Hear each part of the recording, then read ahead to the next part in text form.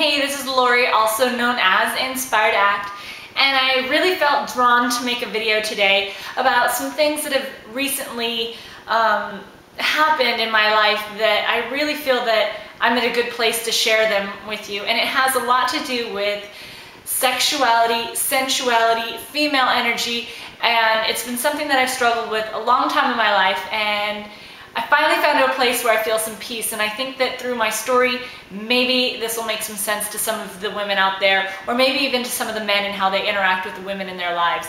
So let me first at least tell you kind of a little background of my life experiences with fearing being looked at as far as or just this low level of sexual energy. And my first encounter, or painful encounter, that I really remember and feeling like a fear of being sexual or sensual or attractive or whatever happened when I was really young.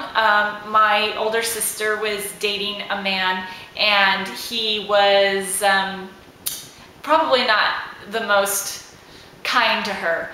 And there was some period of this relationship that they were together where he made the remark to someone in my family. Now, I don't know if it was my sister or my mother, but he made the remark that he had married the wrong sister. I was 15 years old. I really didn't even understand what had happened, but I do know that it pulled me away from my sister and my ability to interact with her. And it's a really sore subject for me because for a long time I didn't have really a very close relationship with my sister.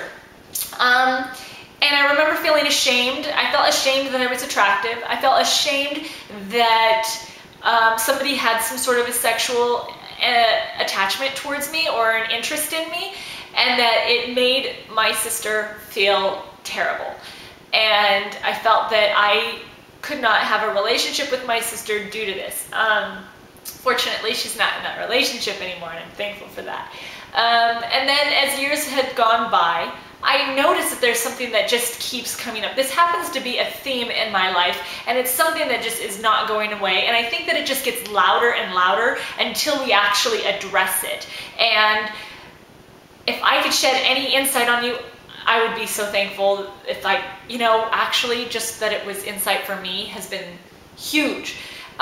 So to carry on with my story, when I was, let's see, fast forward. So that was my first experience with dealing with someone that had some sort of a sexual, or just like, I don't know, I felt dirty and I felt cheap. And even though I was really innocent, I was still a virgin, I really hadn't experienced any relationships with men, I felt a sense of shame for being attractive. I felt a sense of shame for having a sexual energy about me, and I felt that it was my fault.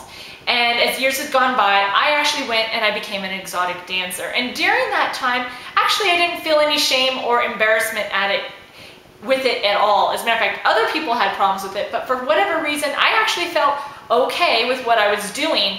And it was kind of cool because it wasn't a place where I could be attractive, I could be sexy or sensual, and actually I was being celebrated for that. Now, I'm not saying everybody go out and be an exotic dancer, and I'm not saying that that was the right or wrong thing to do, but it was an experience that I experienced that I actually did feel empowered in my attractiveness or my sexual nature. And then fast forward, I went into massage school when I was in my 20s, and I remember after I got out of massage school, I was really scared to give massages because I thought, how can I give massages? What if they knew I was an exotic dancer? You know, would they really want to get a massage from me? And I don't want to make them feel uncomfortable. I don't want to come off as a cheap, trashy whore. I don't want to look that way. So what I did is I actually, I wear glasses. I wore glasses. I pulled my hair into a bun. I didn't wear any makeup. I put on baggy clothes, and I just really toned down my energy. Actually, I don't know if it was like a depression, but I just was very low key.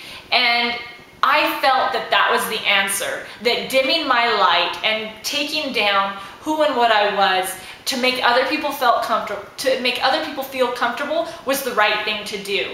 And it wasn't until I had gone to a hairdresser who I wanted to get some highlights in my hair, and here I came in this huge frumpy outfit, and it just really looked frumpy.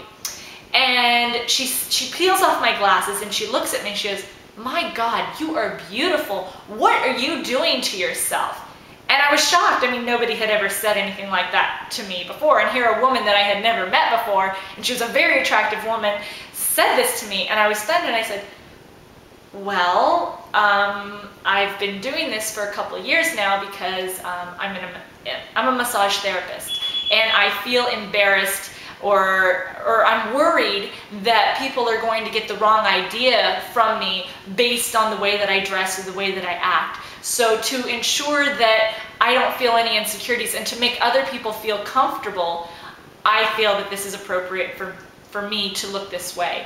And she was like, "What are you talking about?" She says, "Do you have any idea of how many people that I encounter on a regular basis where their wives can't stand that I am their husband's hairdresser?" She said, "But that doesn't stop me. It doesn't keep me from shining my light in who and what I am." And she recommended at that time the book by Dr. Phil, Self Matters. Now, I have never fully read that book, but what she basically said is, you know what, Lori, you need to come into your own. You need to know who you are, what you are, and come to peace with that, and quit trying to live your life based on the comfortability of others.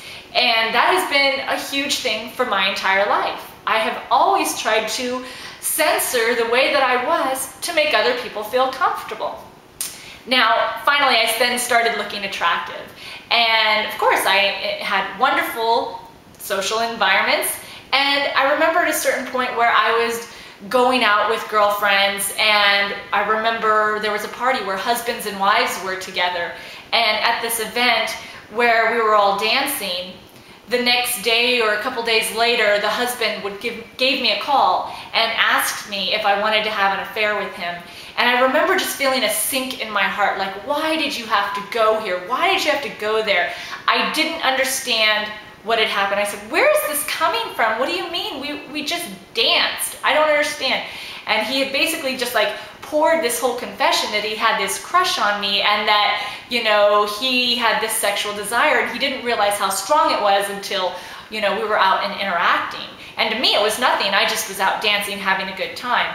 And I was really close with his wife at the time, and I felt absolutely humiliated. I felt ashamed and I felt dirty. And I didn't know, I felt responsible for this man's behavior, and I felt some sense of ownership or responsibility to the way that his wife, my friend, how she would be feeling.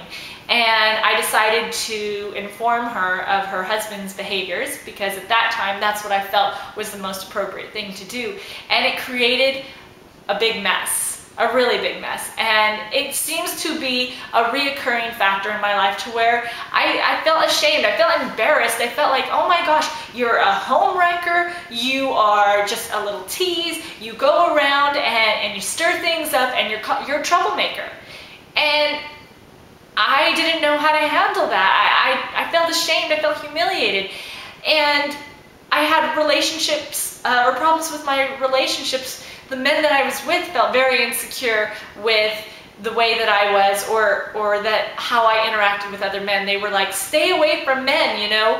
And I was like, why? Why can I not interact with another male without you being worried that I'm going to take it to a sexual level? I know where I'm coming from, and I understand many men are coming towards me with some sort of sexual attention. That doesn't mean that I need to act on it. And it was a very frustrating thing, because men in my life didn't want me to have any male interaction. They wanted me with them, and I can understand. I can understand where they're coming from, and there have been times in my life where I didn't feel comfortable with the man that I was with and the way he interacted with women, and I was insecure.